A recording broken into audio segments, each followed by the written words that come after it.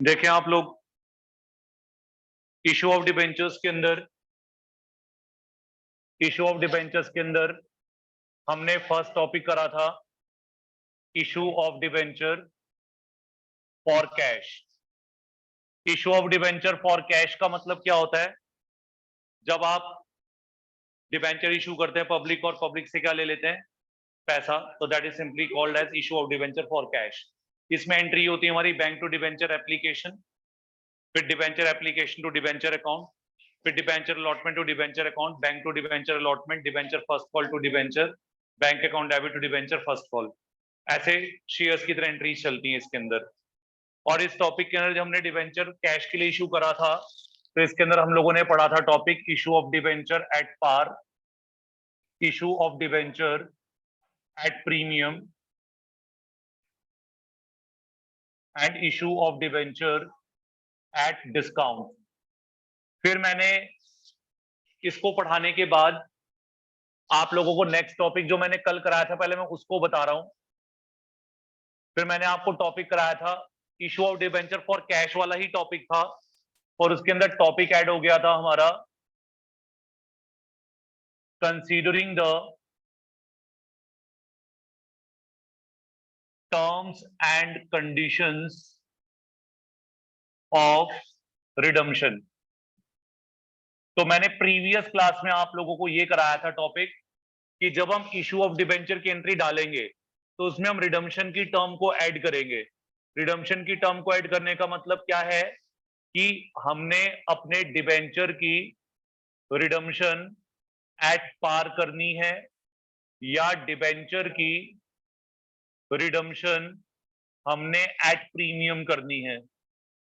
अगर हम redemption at par करेंगे तो मैंने कहा था आपको फ्यूचर में कोई भी लॉस नहीं होगा, लेकिन अगर आप रिडम्पशन प्रीमियम पे करते हैं तो आपको फ्यूचर में इसीलिए लॉस होगा क्योंकि आपने रिडम्पशन के ऊपर एक्स्ट्रा मनी डिबेंचर होल्डर को पे करने के लिए कहा है, जिसको डिबेंचर रिडम्पशन प्रीमियम कहा गया था। फिर मैंने आपसे कहा था कि डिबेंचर रिडम्पशन प्रीमियम एक तरह का कौन सा अकाउंट है? प्रोविजन अकाउंट है जो फ्यूचर के लिए बनाया जाएगा। और मैंने आपसे कहा था अगर रिडम्पशन एट पार होती है तब तो ये प्रोविजन अकाउंट नहीं बनाना होता, लेकिन रिडम्पशन अगर किस पे होती है तो हमें ये अकाउंट बनाना होता है। तो जब हम ये प्रोविजन वाला काम करते हैं, रिडम्पशन एट प्रीमियम करते हैं, तो आपकी एंट्री के अंदर दो अकाउंट ऐड हो जाते हैं। एक ऐड हो जाता है loss on issue of debenture account debit और क्रेडिट में लग जाता है उसके साथ to debenture redemption premium account, loss on issue of debenture account, और सेकंड लग जाता है डिबेंचर रिडम्पशन प्रीमियम। और इन ये किस एंट्री के साथ लगता है? जहां पर आपने किसको क्रेडिट करा होता है? जहां डिबेंचर अकाउंट क्रेडिट करा होता है और डेबिट क्या करा होता है? Debenture application and allotment account debit, loss on issue of debenture account debit to debenture redemption premium. मैंने आपसे कहा था ये दोनों अकाउंट आप अपनी जब whole amount payable on application हो तो ये दो अकाउंट आप हमेशा अपनी एंट्री में ऐड कर दीजिएगा, क्योंकि आपको रिडम्पशन के ऊपर क्या देना है? रिडम्पशन के ऊपर आपको प्रीमियम देना है। तो आप नॉर्मल इशू ऑफ डिबेंचर की एंट्री करते जाइए। अगर रिडीमेबल एट पार होगा तो एंट्री को वैसे ही छोड़ दीजिए। अगर रिडम्पशन किसके ऊपर है? प्रीमियम पे, तो ये दो अकाउंट ऐड कर देंगे। ये हमारा प्रीवियस क्लास का टॉपिक था। और इससे पहले जो हमने एक टॉपिक करा था that was issue of debentures for consideration other than cash. Other than cash वाले में क्या करते हैं हम लोग? हम यहां पर क्या खरीदते हैं? एसेट या बिजनेस किसी दूसरी कंपनी का, वेंडर कंपनी का, और उस दूसरी कंपनी को हम अपनी जिनसे हम एसेट या बिजनेस खरीदते हैं उनको रुपया देने की जगह हम अपनी कंपनी के क्या दे देते हैं? डिबेंचर। इन हम उनको बोलते हैं कि भाई पैसा तो हमारे पास है नहीं, पैसे के बदले आप हमारी कंपनी के थोड़े टाइम के लिए क्या रख लो? डिबेंचर। तो जब हम वेंडर्स को उनकी एसेट के बदले रुपया ना देकर अपनी कंपनी के डिबेंचर्स दे देते हैं, और जब डिबेंचर वेंडर को दिए जाते हैं तो वो पार पे, प्रीमियम पे या डिस्काउंट पे दिए जाते हैं। तो हमने ये वाला टॉपिक करा था, इसमें दो एंट्रीज थी, एक एसेट खरीदने की और एक डिबेंचर देने की। This was the chapter so far जो भी तक हमने पढ़ा है यहाँ पर। ठीक है, ये दोबारा पढ़ो ये टॉपिक, या समझ आ गया यहाँ तक? इसके बाद नेक्स्ट टॉपिक जो बच गए हैं, अब आपका एक टॉपिक बचा है, issue of debentures as collateral security. Second आपके पास issue of debenture as collateral security के बाद नेक्स्ट टॉपिक आएगा आपका इंटरेस्ट ऑन डिबेंचर्स का, और फिर इसके बाद टॉपिक आएगा writing off loss oblique discount on issue of debentures का। ये तीन टॉपिक अब आपके आने बाकी हैं। तीनों टॉपिक बहुत ज्यादा आसान है। जो चैप्टर का मतलब ये वाकई में आसान है, मतलब कॉन्सेप्ट तो उनके अंदर है पर बहुत ज्यादा डिफिकल्ट नहीं है। तो चैप्टर के जो पहले तीन टॉपिक होते हैं लेंदी भी होते हैं और टाइम कंज्यूमिंग भी होते हैं, ये बहुत लेस टाइम में कवर हो जाते हैं वाले टॉपिक। दोबारा बोलूं ये लाइन,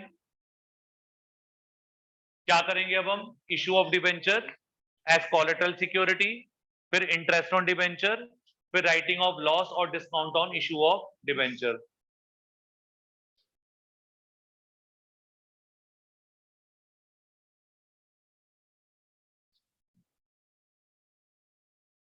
रब कर रहा हूं, टॉपिक बताने थे इसलिए मैंने आपको बता दिया। ये कर दूं रब इसको?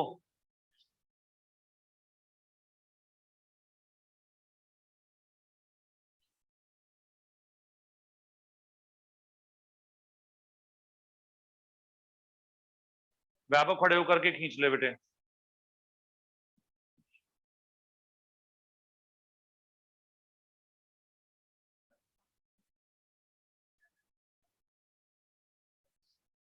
बाय डेफिनेशन डालकर 1 और 2।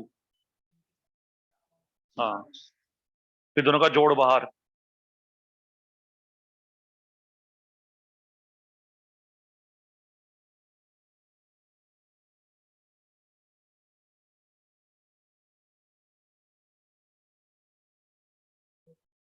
आप चुप हो जाओ प्लीज, काम पे ध्यान दो आप लोग। आप लोग समझो, आप लोगों को प्रैक्टिस की बहुत जरूरत है क्वेश्चंस की, इसके बिना कुछ भी नहीं हो पाएगा।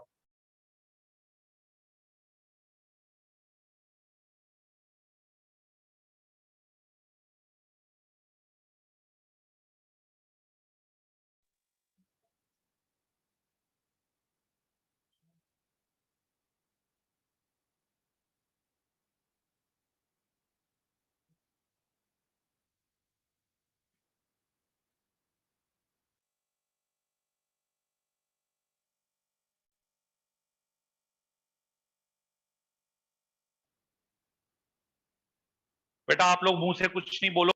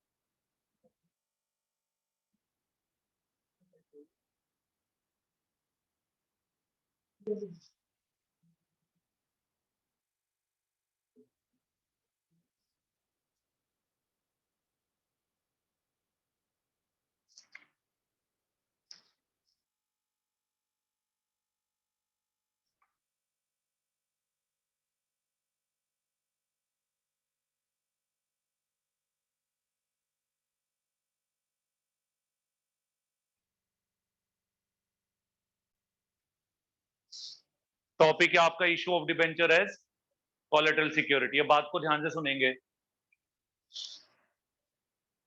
हम कंपनी अकाउंट्स पढ़ रहे हैं तो हम company form of business organisation की बात करेंगे। एक कंपनी को बैंक लोन रेज करना है। जब आप बैंक लोन रेज करते हैं तो ऑब्वियस है कि वो बैंक लोन हम बैंक से रेज कर रहे हैं। जब हम बैंक से लोन रेज करते हैं तो बैंक आपको लोन देने के लिए कुछ फॉर्मेलिटीज या कुछ कंडीशन आपके आगे रख देता है, और वो मेन कंडीशन होती है, अपार्ट फ्रॉम लीगल डॉक्यूमेंटेशन तो होता ही है, उसके लिए यानी बैंक आपके लिए सबसे इंपॉर्टेंट कंडीशन रखता है कि आप जब बैंक को क्या देंगे, सिक्योरिटी देंगे, तो ही आपको बैंक लोन देगा। जब आप बैंक से सिक्योरिटी लोन लेंगे तो बैंक आपसे सिक्योरिटी मांगेगा। तो ये सिक्योरिटी आपके पास दो होंगी। एक होगी आपके पास प्राइमरी सिक्योरिटी, और बैंक आपसे मांगेगा एक सेकेंडरी सिक्योरिटी। आप ऐसा भी कह सकते हैं, प्राइमरी मतलब मेन हो गया, सेकेंडरी मतलब एडिशनल हो गया। यानी बैंक आपसे कई बारी प्राइमरी सिक्योरिटी से काम चला लेता है। अब प्राइमरी सिक्योरिटी में बैंक आपसे क्या मांगता है? बैंक आपको ये कहता है कि आप अपनी कोई भी फिक्स्ड एसेट या कोई भी एसेट हमारे पास मॉर्गेज कर दीजिए। लेकिन बैंक फिर भी एडिशनल सिक्योरिटी भी कई बार मांग लेता है। तो हम अपने बैंकर को ये कहते हैं कि भाई हम ऑलरेडी आपको प्राइमरी सिक्योरिटी में तो अपनी फिक्स्ड एसेट दे चुके हैं, और आप हमसे एक्स्ट्रा जो एडिशनल सिक्योरिटी मांग रहे हैं, तो हमारे पास अब सिर्फ अपनी कंपनी के डिबेंचर्स पड़े हैं। अगर आप हमारी कंपनी के डिबेंचर रख लीजिए और आप हमें लोन सैंक्शन कर दीजिए। तो जब हम अपनी कंपनी की डिबेंचर एडिशनल सिक्योरिटी के लिए किसको देते हैं? जब एडिशनल सिक्योरिटी के लिए हम अपनी कंपनी के डिबेंचर किसको दे देते हैं? बैंक को दे देते हैं। तो ऐसे दिए गए डिबेंचर्स क्या माने जाते हैं? Issue of debenture as collateral security माने जाते हैं। प्राइमरी सिक्योरिटी कभी भी डिबेंचर्स नहीं हो सकते हैं, ये सेकेंडरी सिक्योरिटी में ही होते हैं, एडिशनल सिक्योरिटी में होते हैं। इसकी इससे डेफिनेशन भी यही है कि when debentures are issued as, ऐसे भी देखो आप ऐसे पढ़ो, इशू ऑफ डिबेंचर किसने इशू करे, किसको इशू करे? तो issue of debenture by a company to bank as secondary और additional security, that is called as issue of debenture as collateral security. इतनी ही इसकी डेफिनेशन है। दोबारा बोलूं ये लाइन, अब आगे बात को ध्यान से सुनेंगे, कुछ बेसिक चीजें बता देते हैं। यहां पर जब आप बैंक को डिबेंचर दे रहे हैं तो ये डिबेंचर आप बैंक को सिर्फ रखने के लिए दे रहे हैं। अब आप बोलेंगे सर रखने का मतलब क्या होता है? रखने का मतलब ये होता है कि हमने बैंक को कहा भाई ये डिबेंचर आप अपने पास रखिए, पर आप डिबेंचर होल्डर नहीं है। ठीक है, जैसे मैंने आपको ये कहा कि मेरी ये वॉच है, ये वॉच आप रख लो, पर आप वॉच के मालिक नहीं है। वॉच तो अभी मेरी है, पर वो मैंने आपको इसलिए दे दी कि अगर मैं पैसे वापस नहीं दे पाया तो आप वॉच बेच करके पैसे ले लोगे। तो ऐसे हमने बैंक को डिबेंचर केवल रखने के लिए दी कि भैया आप ये डिबेंचर रख लो, जब लोन वापस हो जाएगा तो डिबेंचर हमारे को वापस दे देना। तो जब सिक्योरिटी में डिबेंचर दिए जाते हैं तो ये दिए गए डिबेंचर केवल सिक्योरिटी होते हैं, ये नॉट आर रियल इशू।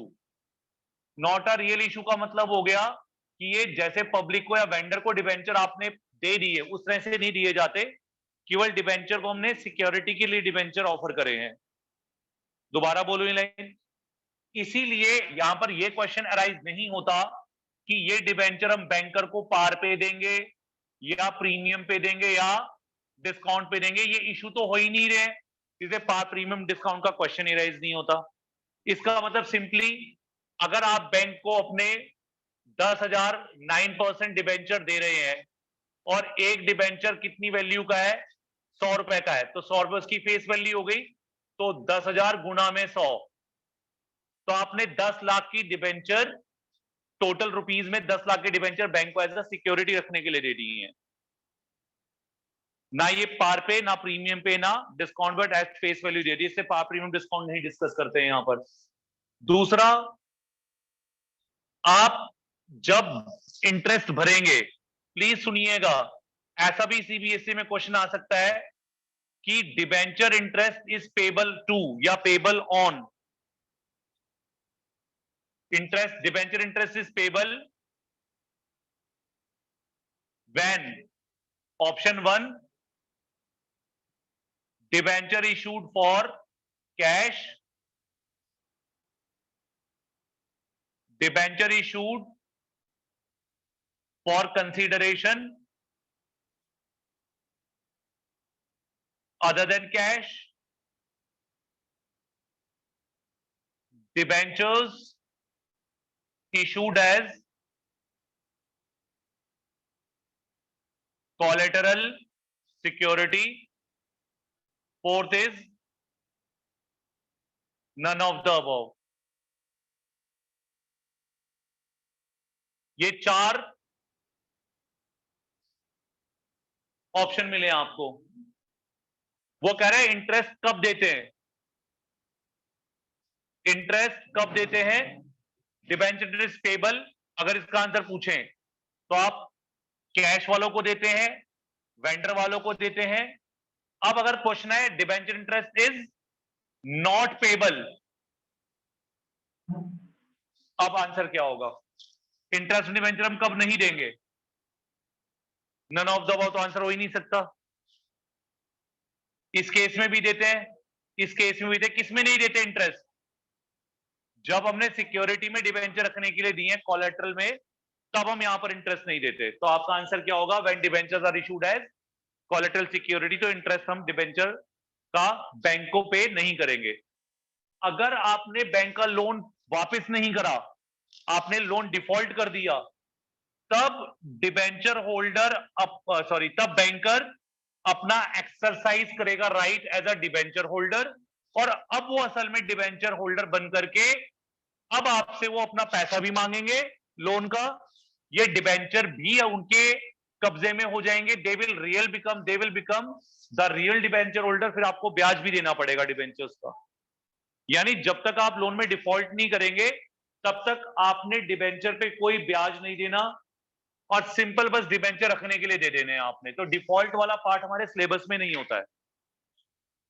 दोबारा बोलूं तो ये इंट्रो है इस टॉपिक का। अब एक इसको करना कैसे है, अब उस टॉपिक पे जाएंगे। दोबारा बोलूं, अब न्यूमेरिकली करना है।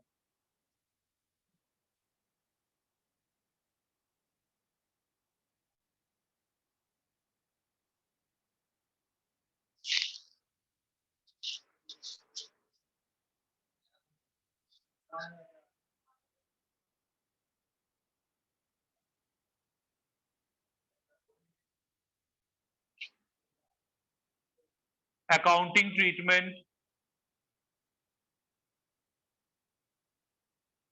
फॉर इशू ऑफ, करो आगे, आ रहा हूं, accounting treatment for issue of debentures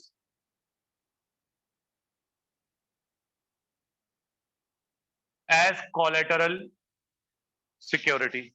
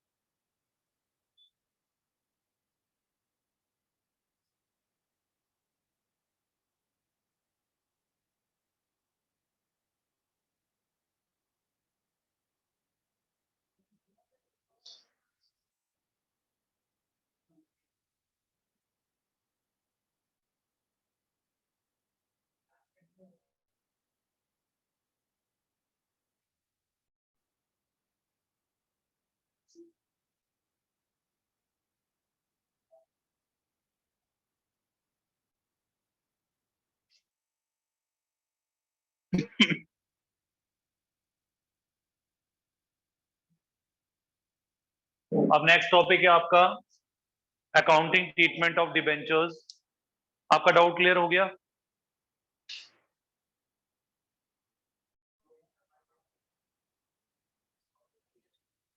चलो देखो आप लोग यहाँ पे, जब हम डिबेंचर कोलेटरल सिक्योरिटी में देंगे, बेटे आप थोड़ा आराम से पढ़ो प्लीज। जब डिबेंचर हम कोलेटरल सिक्योरिटी में देंगे तो उसकी अकाउंटिंग ट्रीटमेंट कैसे करनी है, आप बात को समझें। यहां पर जो पूरा डिबेंचर्स का चैप्टर है, वो पूरा डिबेंचर का चैप्टर जनरल एंट्रीज पर बेस्ड है। तो नो डाउट की अकाउंटिंग ट्रीटमेंट भी किस फॉर्म में होगी। अकाउंटिंग ट्रीटमेंट का मतलब है यहां पर कि हम कौन सी जनरल एंट्रीज पास करेंगे जब हमने डिबेंचर कोलेटरल सिक्योरिटी में इशू किए होंगे। ठीक है जी, अब मेरी बात को ध्यान से सुनिएगा। आपके पास अपने आंसर के अंदर दो कंपोनेंट है। एक कंपोनेंट कौन सा है, एक आपने बैंक लोन लिया है और आपने बैंक लोन के बदले अपने क्या दिए हैं, डिबेंचर्स। बैंक लोन और डिबेंचर्स। जनरल एंट्रीज करने के दो तरीके हैं, या इस टॉपिक के अंदर दो तरीके से आंसर किया जाता है। पहला तरीका होता है सिर्फ आप बैंक लोन की जनरल एंट्री करेंगे, जो लोन लिया आपने, लेकिन जो डिबेंचर आपने कोलेटरल सिक्योरिटी में इशू करे हैं, इन डिबेंचर की आप कोई भी एंट्री रिकॉर्ड नहीं करेंगे। इसको हम कहते हैं विदाउट रिकॉर्डिंग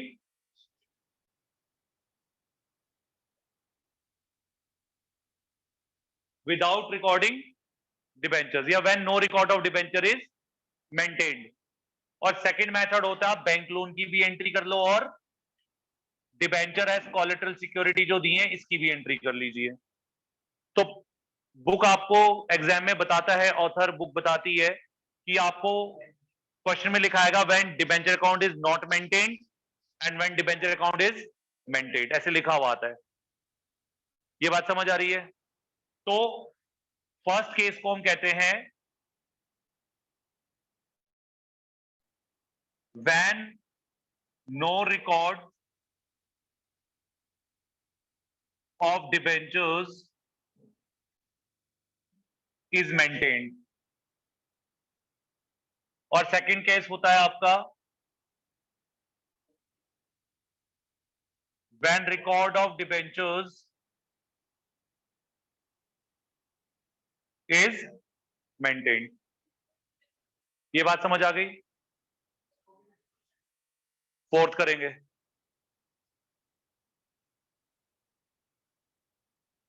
करेंगे, पिछली क्लास में कराया था मैंने यहां पर।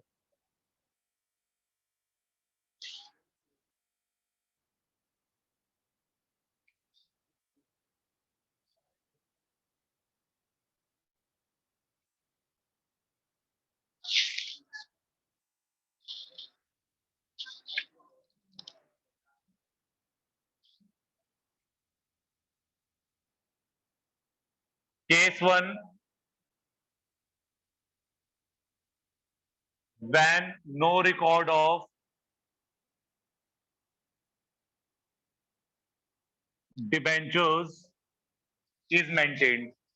पहला केस है जब आप डिबेंचर्स के लिए कोई भी रिकॉर्ड मेंटेन नहीं करते हैं।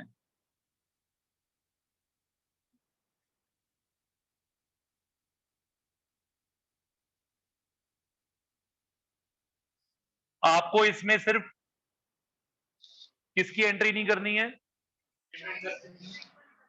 तो आपने जो बैंक लोन लिया है इस बैंक लोन की तो आप एंट्री करेंगे, लेकिन इसके अगेंस्ट जो आपने डिबेंचर्स दिए हैं इसकी एंट्री आप रिकॉर्ड नहीं करोगे। क्या कर रहे हो, करो क्वेश्चन।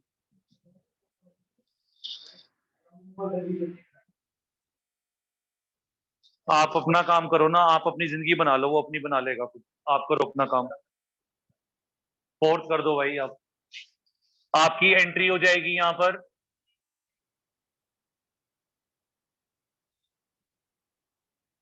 आपकी जनरल एंट्री बनेगी bank account debit to bank loan account.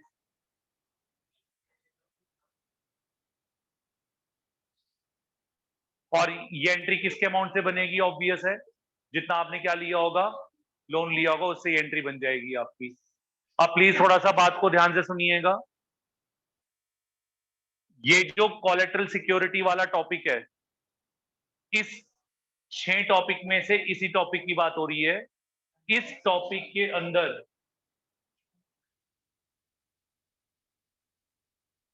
आपको लोन की प्रेजेंटेशन कंपनी की बैलेंस शीट में भी करके दिखानी होगी। यानी इसके अंदर डुअल वर्क है, journal entry and with journal entry balance sheet भी बना के दिखानी है, पर बैलेंस शीट सिर्फ एक लाइन की बनेगी। मतलब दे वांट टू से कि जब हमने लोन लिया तो हमारी लायबिलिटी बन गई, तो इस लायबिलिटी को आप अपनी बैलेंस शीट में भी क्या करेंगे?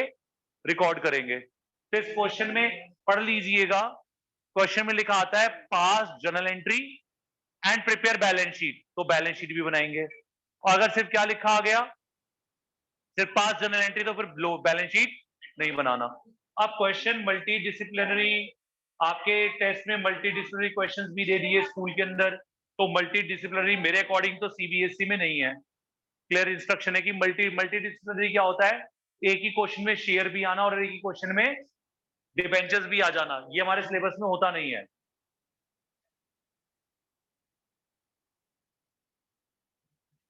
आज मैं एक बार फिर भी ग्रेवाल सर को फोन करूंगा रात को, क्योंकि वो सुबह तो दिन में बिजी होते, फोन नहीं उठाते हैं। तेज ग्रेवाल के जो ऑथर है, वो हम टीचर्स का फोन उठा लेते हैं जनरली, तो मैं उनसे पूछ लूंगा कि ये मल्टी डिसिप्लिनरी क्वेश्चन आने हैं या नहीं आने हैं। तो बैलेंस एंट्री करने के बाद प्रेजेंटेशन, आप बात नहीं करो यार, आप यहाँ देखो, यहाँ देखो आप लोग, आपने एंट्री कर दी bank account debit to bank loan account, और सेकंड है presentation in balance sheet of the company. जब कंपनी की बैलेंस शीट बनाएंगे तो आप लोगों को शेयर्स में बताया गया था कि कंपनी की बैलेंस शीट 2 भागों में बनती है, एक बैलेंस शीट और एक नोट्स टू अकाउंट्स।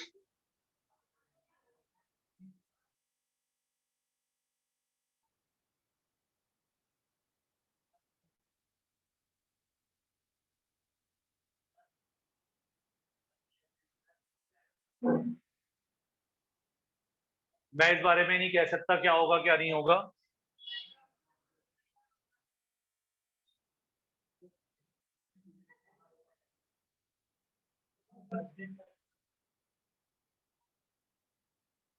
आप लोग पढ़ाई पे ध्यान दो बेटे। आप ऊपर हेडिंग डालेंगे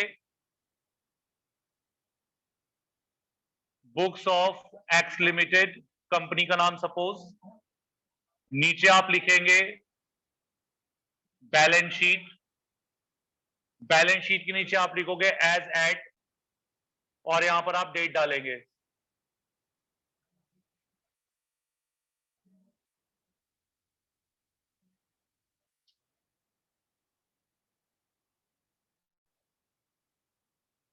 ये कॉलम रहेगा आपका पर्टिकुलर्स का, ये रहेगा नोट नंबर का, ये करंट ईयर का, और ये प्रीवियस ईयर का। और यहां पर आप हेडिंग डालेंगे नोट्स टू अकाउंट्स। ये कॉलम रहेगा पर्टिकुलर्स का, ये कॉलम भी अमाउंट का। यहाँ प्रीवियस ईयर करंट ईयर दोनों कॉलम ही अमाउंट के हैं। अब क्या करना है, मैं साइड में लिख रहा हूं 2 वर्ड आपके लिए, प्लीज सुनिएगा ध्यान से।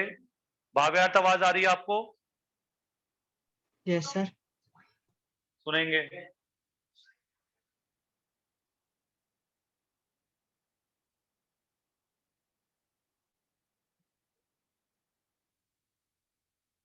यहां देखिए आप लोग, बैलेंस शीट की 2 साइड्स होती हैं कंपनीज में, इक्विटी एंड लायबिलिटी साइड, और सेकंड साइड होती है asset side. Equity and liabilities के अंदर मैंने बताया था आपके पास 3 हेड आते हैं, और एसेट साइड में 2 हेड आते हैं।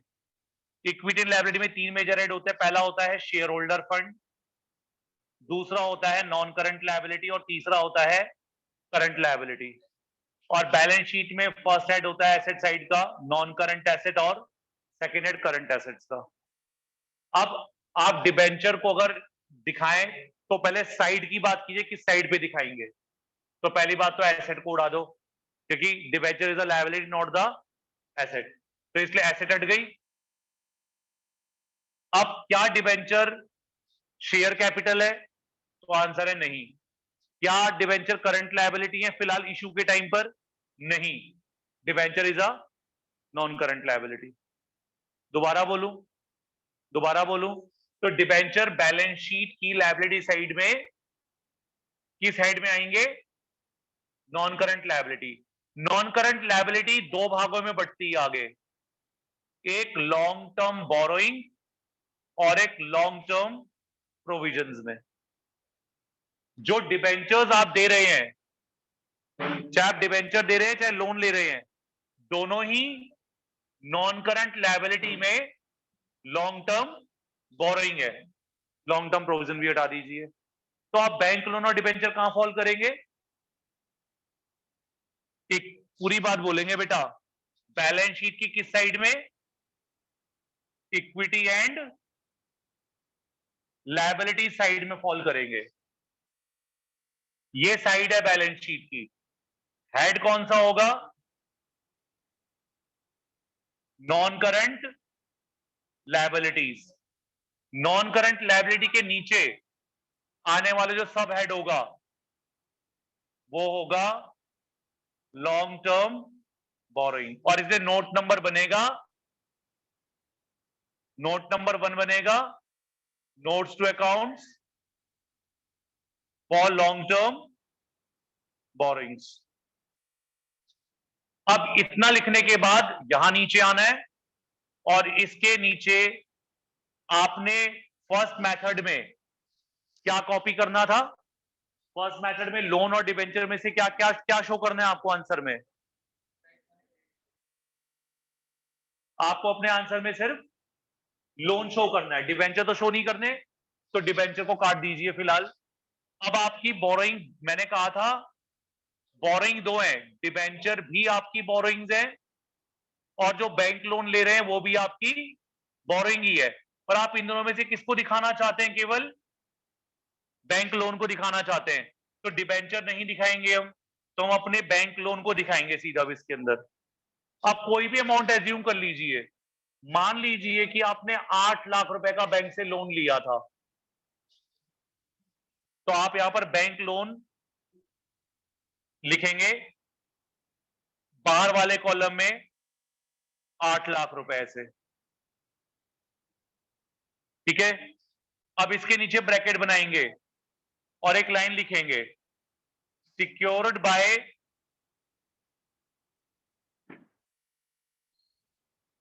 Primary security of land and building worth rupees, जो लैंड एंड बिल्डिंग की वैल्यू दी होगी। अब आप बोलोगे सर ये कहां से बीच में ले आए आप? मैंने आपसे कहा था जब हमने लोन लिया होगा तो हमने प्राइमरी सिक्योरिटी और सेकेंडरी सिक्योरिटी भी दी होगी। तो प्राइमरी सिक्योरिटी में मैंने माना कि मैंने क्या दी है उनको?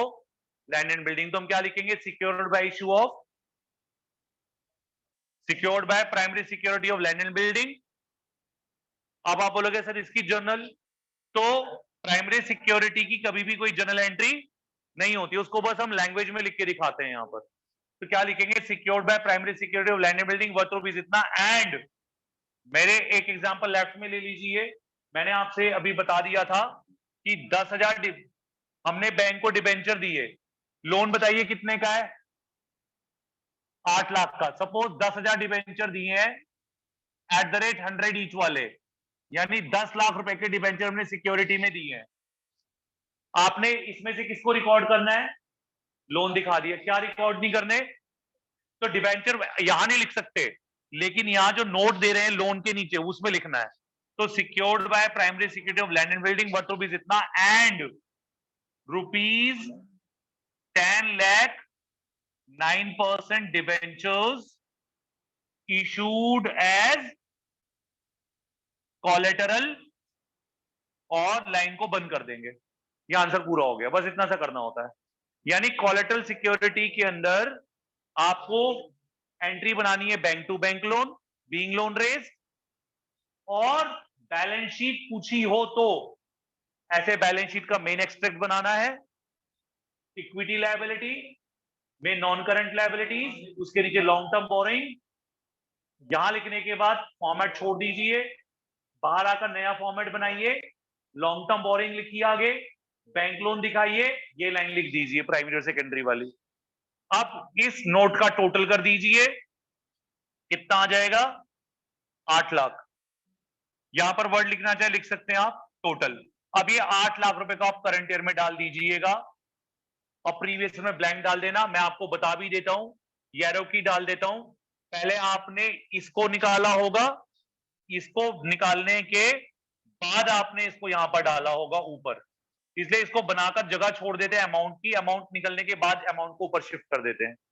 ये प्रेजेंटेशन इन बैलेंस शीट है लोन की, इसमें डिबेंचर की प्रेजेंटेशन नहीं करनी होती है, क्योंकि मेथड है when no record of debenture is maintained.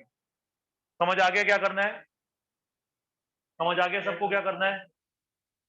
कुछ क्वेश्चन पूछ लेते हैं। कोलेटरल सिक्योरिटी का मतलब क्या होगा डिबेंचर्स में? जब हम प्राइमरी सिक्योरिटी के अलावा एडिशनल सिक्योरिटी लोन में देंगे, सिक्योरिटी में देंगे, तो आपके issue of debenture as collateral security होंगे। फर्स्ट मेथड में रिकॉर्ड ऑफ डिबेंचर मेंटेन नहीं करना है, तो केवल किसकी एंट्री बनाएंगे? बैंक लोन की। क्या बैलेंस शीट बना देंगे या क्वेश्चन में लिखा आएगा प्रिपेयर बैलेंस शीट तभी बनाएंगे? बैलेंस शीट कितने हिस्सों में बनेगी? पहला भाग क्या होगा? मेन बैलेंस शीट, लेकिन उस बैलेंस शीट के आगे एक वर्ड लिख देना एक्सट्रैक्ट। एक्सट्रैक्ट का मतलब बैलेंस शीट का हिस्सा, और सेकंड हाफ में नोट्स बनाना है। हेड डालना है लायबिलिटी साइड के लिए equity liability, non current liability, उसके नीचे लॉन्ग टर्म बोरिंग, जगह छोड़ देनी है, बाहर आकर दोबारा नोट टू अकाउंट बनाना है, बैंक लोन लिखना है, नीचे लिखना है secure by primary security of land and building and ₹10 lakh 9% debenture issued as collateral security. Loan की वैल्यू को टोटल करके ऊपर लिख देना और आंसर बंद कर देना। ये तब है जब डिबेंचर को रिकॉर्ड नहीं करना है। दोबारा बोलूं ये लाइन?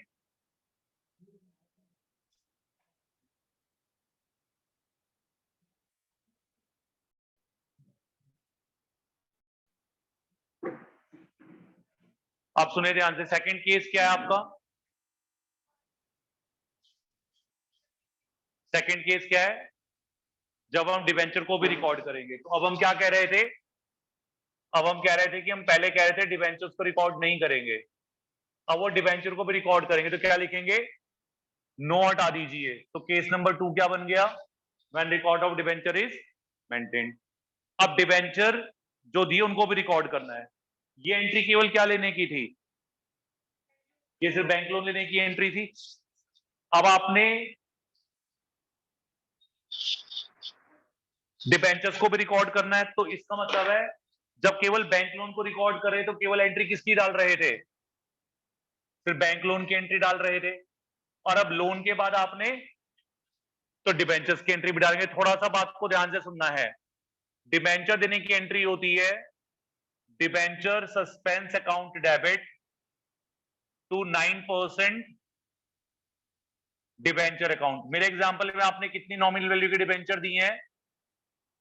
10 लाख रुपए के, यानी 10,000 डिबेंचर थे 100 वाले, तो आपने debenture suspense to debenture entry डालनी है। अब सुनना, बच्चे बोलते सर यहाँ एप्लीकेशन अलॉटमेंट नहीं डलेगा। भाई एप्लीकेशन अलॉटमेंट तब डलता जब हम पब्लिक को डिबेंचर्स देते हैं। सुनो प्लीज बेटे सुनो, आप एंड वाला पॉइंट मत छोड़ो यार। अगर आप डिबेंचर पब्लिक को इशू करते हैं तो entry bank to debenture application वगैरह होती है। वेंडर वाले में भी एप्लीकेशन नहीं आती, इसमें भी एप्लीकेशन नहीं आती, इसमें डायरेक्ट एंट्री डलती है डिबेंचर देने की, यानी सिंगल एंट्री है डिबेंचर देने की। डिबेंचर जा रहे हैं उसको क्रेडिट कर दो। सस्पेंस अकाउंट क्यों खोला है? मैंने एक वर्ड बोला था, वही हिंदी वाला वर्ड मैं आपको दोबारा बोल रहा हूं, क्योंकि यहां पर हमने डिबेंचर बैंकर को किस लिए दिए हैं? रखने के लिए दिए हैं, पर ये रियल इशू, तो मैंने लायबिलिटी मतलब डिबेंचर मैंने क्रेडिट इसलिए करे हैं क्योंकि डिबेंचर तो मेरे पास से गए हैं, यानी डिबेंचर तो मैंने दिए ही है, पर रियल सेंस में नहीं दिए हैं। तो दिए हैं इसलिए क्रेडिट भी करना पड़ेगा, पर इसके देने के इफेक्ट को नील करना है तो हम एक इमेजिनरी अकाउंट, एक टेम्पररी अकाउंट डेबिट कर देंगे, जिसका नाम क्या होगा? डिबेंचर सस्पेंस अकाउंट होगा।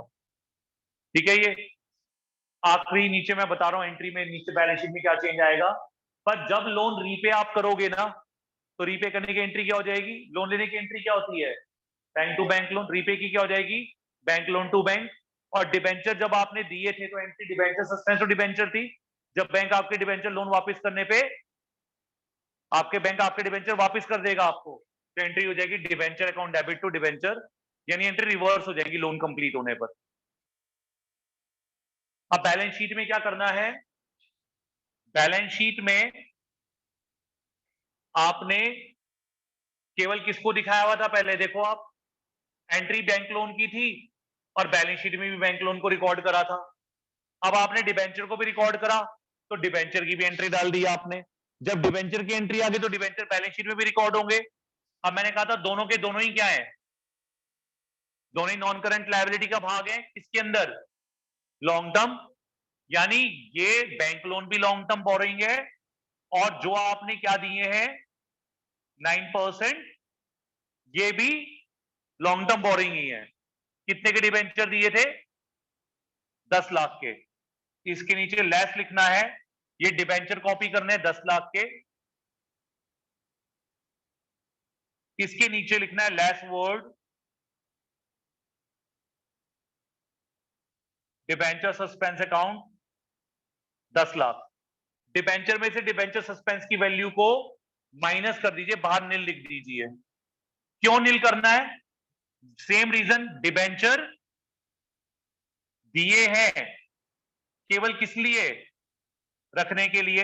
ये हमारी रियल लायबिलिटी नहीं है, तो ये हमारे रियल सेंस में लायबिलिटी नहीं है, तो डिबेंचर की वैल्यू को 0 करना है मुझे। तो ये जो सस्पेंस अकाउंट खोला ना, इसको इसके नीचे से क्या कर देते हैं, तो 10 लाख के डिबेंचर, 10 लाख का सस्पेंस माइनस पार फिगर क्या हो जाएगी? अब टोटल करिए कितना? 8 लाख। टोटल तो चेंज नहीं करना आपको, बस डिबेंचर नीचे लिख दिया आपने। ये लाइन ऐसे लिखनी है। इस डिबेंचर के नीचे क्या लाइन लिखेंगे अब हम? 10,000 9% debenture of ₹100 each issued as collateral security, और अब आंसर बंद कर देंगे। यानी जब डिबेंचर नहीं शो करने तो लोन की एंट्री करो, केवल लोन दिखाओ, और जब डिबेंचर को भी रिकॉर्ड करना है तो एक एंट्री बढ़ा दो और उस एंट्री के दोनों कंपोनेंट को आपस में माइनस कर दो। ऊपर डिबेंचर, नीचे सस्पेंस, दोनों को माइनस करके बाहर लिख दीजिए। ये रिकॉर्ड ऑफ डिबेंचर्स हो गया। वो बताऊंगा मैं, बता रहा हूं अभी आपकी लाइन पे। अब सुन लीजिए, अगर ये वीडियो को आगे कोई देखता है तो बोलेगा तुम्हारे सर ने गलत बताई एक बात। वो क्या बात है बता देता हूं। कंपनीज एक्ट का जो फॉर्मेट है ना बैलेंस शीट का, वो शेड्यूल 3 के अंदर दिया गया है। शेड्यूल 3 पार्ट 1 के अंदर बैलेंस शीट का फॉर्मेट है। उस फॉर्मेट के अकॉर्डिंग बोरिंग में बोरिंग 3 होती है लॉन्ग टर्म, एक डिबेंचर, एक बैंक लोन और एक पब्लिक डिपॉजिट। पहले नंबर पे क्या डिस्क्लोज होते हैं? फिर लोन और फिर पब्लिक डिपॉजिट। अब मैं अगर इस ऑर्डर को ब्रेक करता हूं तो मैंने लोन को ऊपर कर दिया, डिबेंचर को क्या कर दिया? नीचे। काटते नहीं, 12th में शायद बोर्ड वाले ना काटें, पर लेकिन हमें ध्यान रखना है, इसलिए क्या करना है? सिर्फ डिबेंचर्स को ऊपर लिखना और लोन को नीचे लिखना, बस इतना करना है। मतलब पहले डिस्क्लोजर किसका होगा? डिबेंचर का, उसके बाद डिस्क्लोजर किसका होगा? लोन का। ये याद रखना है। समझ आ गई बात? ये क्लियर है? ये यही आपका issue of debentures collateral security है। अब इंटरेस्ट ऑन डिबेंचर्स रह गया, और राइटिंग ऑफ लॉस और discount on issue of debenture. वो बहुत छोटे छोटे टॉपिक हैं, वो एक ही क्लास में निपट जाएंगे। नहीं, हम नेक्स्ट क्लास में हम एक चैप्टर बाइंड अप कर पाएंगे। ठीक है।